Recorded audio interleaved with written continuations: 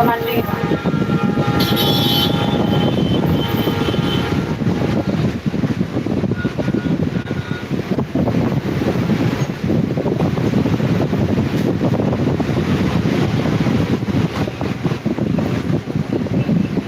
อ๋อชิบะซานเดี๋ยวเจะรู้ไหมโอ้ยน้อยดูกินมาลูกจริงไงเนี่ยเต้าเลยว่ะ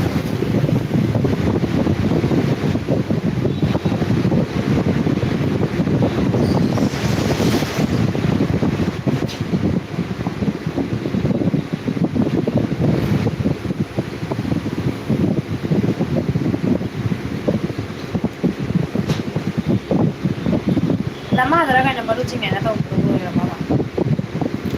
ก็ใครๆเนี่ยมันจะเต้า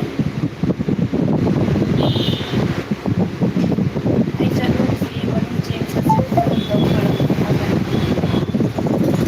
ถ้าจะเป่าเราได้ไงเนี่ยมีอะไรเนี่ย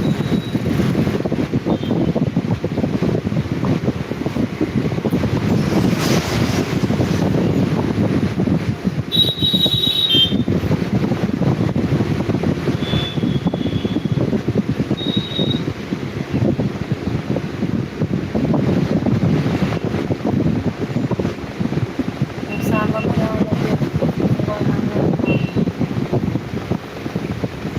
ไอ้มาเขาจะดีดูลายจะทำได้แบบนี้นะ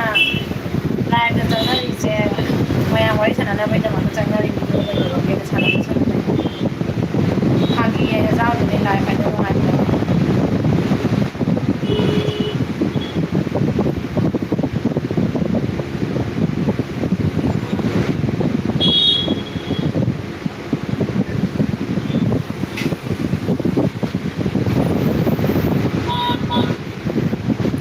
ให้เจนสิบีฮัลโหล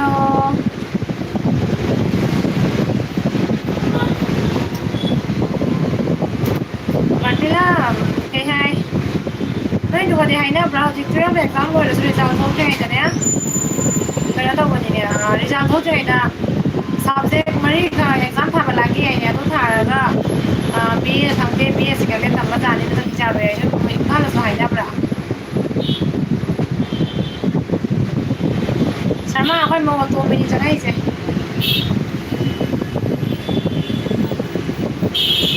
นั่นโอ้ค่อยสิทำไมน่าอายปะ result ทู subject มารีสิผมจะถามไปดิฉันตัวแล้วกันเนี่ยไปกูมาซื้อ result เสร็จแล้วแล้วก็ที่ BA ถามไปยังอีกอ่ะมาตัวทางนี้ก็สแกนเนี่ยเพื่อเกี่ยวกับ pass ตรงแล้วก็ถูกเราจะก้มแล้วถามด้วยเป็น exam เสร็จ pass ตรงแล้วก็ที่ BA จะเปลี่ยน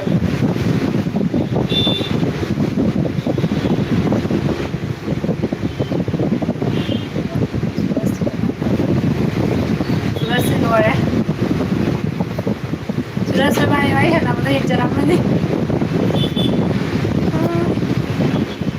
live เราจะคะแนนต่อวันนี้มาเรื่องของทางเรื่องตัวทากันเนี่ยเรื่องจะทาเลยใน exam นี่คือเรื่อง exam รู้เลยนะเรื่อง exam ที่จะทุบถึงจะทุบเกมมันต้องจะการก็ไม่ใช่ตัวสับเด็กวันนี้มึงถามเลยว่าของเราสบายแกงตัวนี้ของเช่นสับเด็กวันนี้เซฟพาสตรงแล้วก็จะเบี้ยตับได้ป่ะตรงเรื่องก็ดีตับไม่ยากเลยอันมองสแกนแล้วเราพาสตรงแล้วก็สุดดูสิป่ะ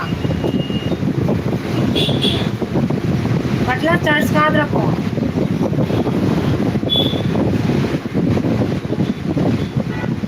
light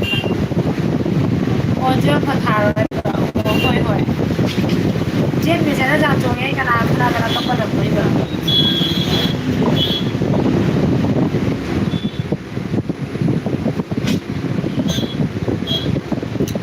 ओ भाई सांगम दबा ना चक्करे ओहो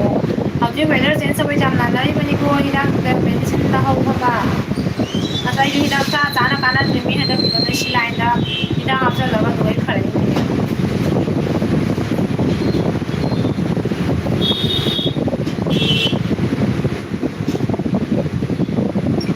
ไอ้เนี่ยเส้นนี่เป็นเนี่ยกูตาจริงๆสมมติทำอะไรชาลิเมกี้นี่ทำละปั๊มมูปนาโคชิมันอยู่คุณเดลี่ยูสับที่มาดาลีนะ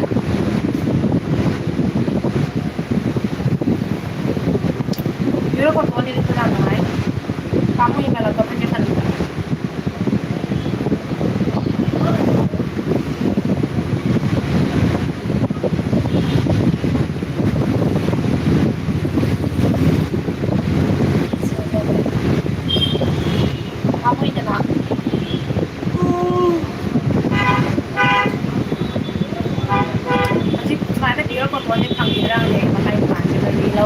ใช้เนี่ย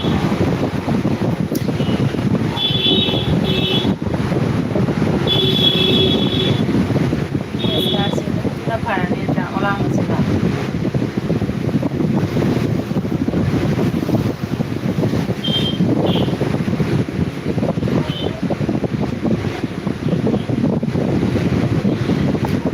sắp xa đi là mùa mà con đã cho học tấn học đây rồi cho học tấn học đấy thì mình học đấy nha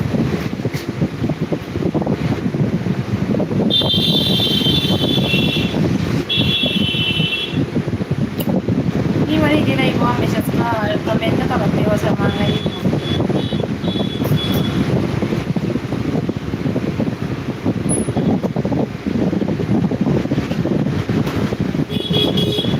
qua đây thành hỏi tại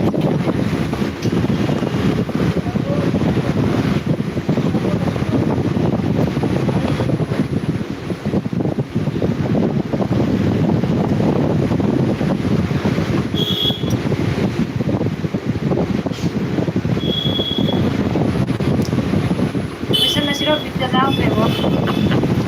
Saya kalau masih nggak.